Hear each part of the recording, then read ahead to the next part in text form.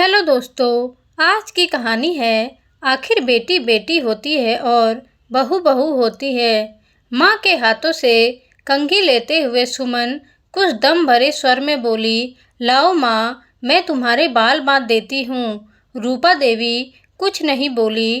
कंघी चुपचाप सुमन के हाथों में थमा दी। कुछ देर सुमन इंतजार करती रही। माँ कुछ बोले, कम से कम इतना तो कह ही सकती है। देखो तो आखिर बेटी बेटी ही होती है। माँ के हाथों से कंघी ले ली, लेकिन बहू तो कभी कहती भी नहीं। लेकिन रूपा देवी तो कुछ बोली ही नहीं, ना बेटी की प्रशंसा ना बहू की बुराई। सुमन का सब्र का बांध टूट रहा था। उसके मन में बचकानी सोच हिलोरे ले रही थी।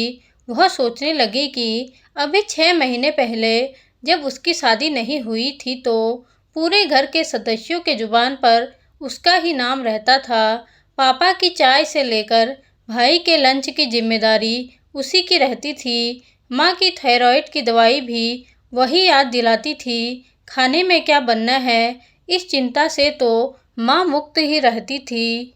जो तेरा जी चाहे वही बना ले, माँ का जवाब रहता था। भाई और पापा भी हर काम में उससे सलाह लेते थे। वह शादी करके ससुराल क्या गई, 2 महीने बाद ही भाई की भी शादी हो गई। उसके बाद मायके के सारे मायने ही बदल गए।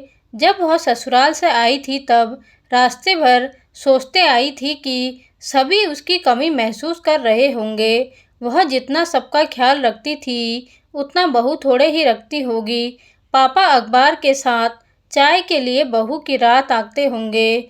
माँ को भी अपनी दवाई याद रहती होगी या नहीं। खैर, जाऊंगी तो माँ भी अपने मन का दर्द बांट कर हल्का कर लेगी। आखिर माँ पापा को बेटी और बहू में फर्क तो नजर आ ही गया होगा। पता नहीं कैसे वो लोग एडजस्ट कर रहे होंगे।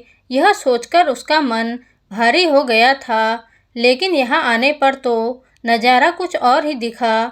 ना पापा के चेहरे पर सिकन, माँ के लबों पर बहू की शिकायतें, ना भाई के दिलेर स्वभाव में कोई कमी। सबसे बड़ी बात, किसी ने भी उसकी कमी महसूस होने की बात नहीं कही और ना ही बहू के किसी और गुणों की चर्चा उसे।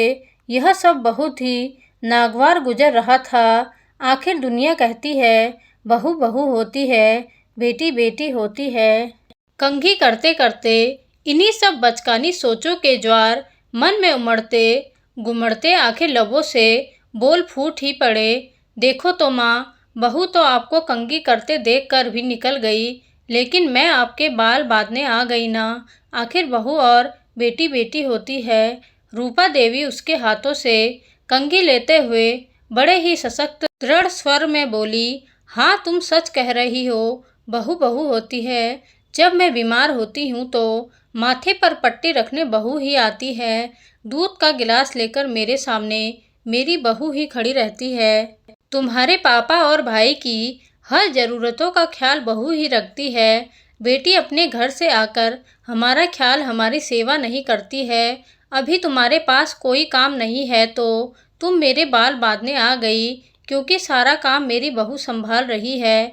इसमें भी तुम्हें तकलीफ है तो लाओ 2 कंघी, मैं अपने बाल खुद ही बांध सकती हूँ। माँ का जवाब सुनकर सुमन चकित रह गई।